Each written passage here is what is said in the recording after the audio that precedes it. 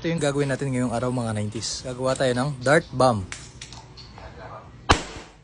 Uy, napakalakas. Talagang pumutok siya. Siyempre, ang kailangan lang natin ay posporo. Ayan yung mga palito.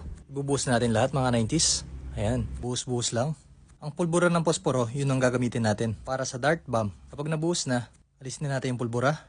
Ayan. Patsagaan lang talaga yung gumagawa nito mga 90s. Pagkatapos natin makuha yung mga pulbura, kailangan natin durugin. Gamit ang martilyo, durug-durug lang hanggang pumino. Kailangan din natin ng kiskisan ng posporo mga 90s. Ito yung gagamitin natin. Kailangan natin i-mix. Kis-kis-kis-kis lang hanggang makuha natin yung pulbura ng kiskisan. Yan na, malapit na.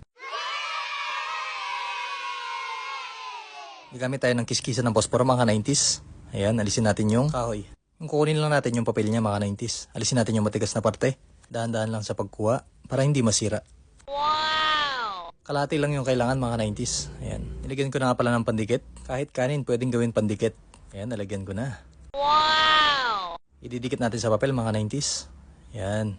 Dapat ganito yung itsura ng papel mga 90s. Kailangan medyo makapal na papel. Ayan, kapag nadikit na mga 90s, pwede na natin gupitin. Ayan, ganito yung itsura niya mga 90s. Ipaikot natin, dahan-dahan.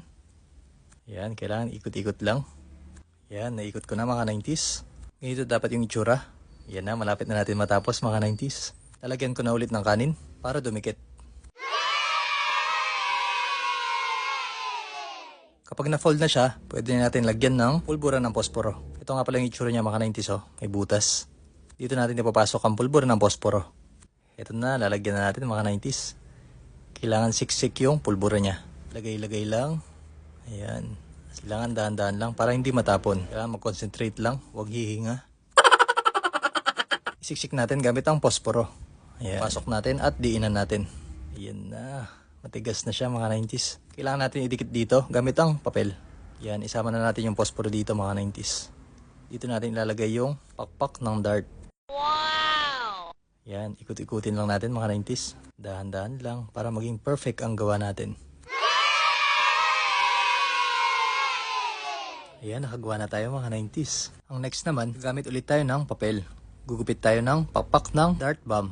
Ayan, gugupitin na natin mga 90s. Excited na ako. Ano kayang itsura nito?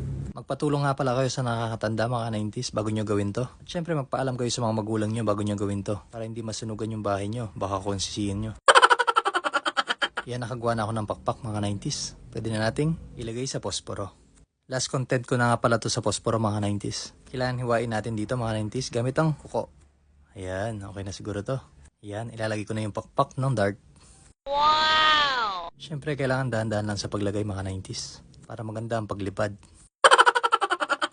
Siyempre, gagamit tayo ng sinulid mga 90s. Tatalian natin para hindi lumipad yung pakpak. At dahil natapos na natin mga 90s, heto na ang itsura. Excited na ako. Tanan! Grabe, ang cute niya mga 90s. Tignan yung itsura niya. Dart na dart talaga ang itsura. Wow! Okay, susubukan na natin mga 90s. Maganda ba yung nagawa ko? I-comment nyo ako maganda. Kung pangit, bahala kayo. Okay, susubukan na natin. Boom! Palpak ata mga ka-90s. Subukan natin ulit.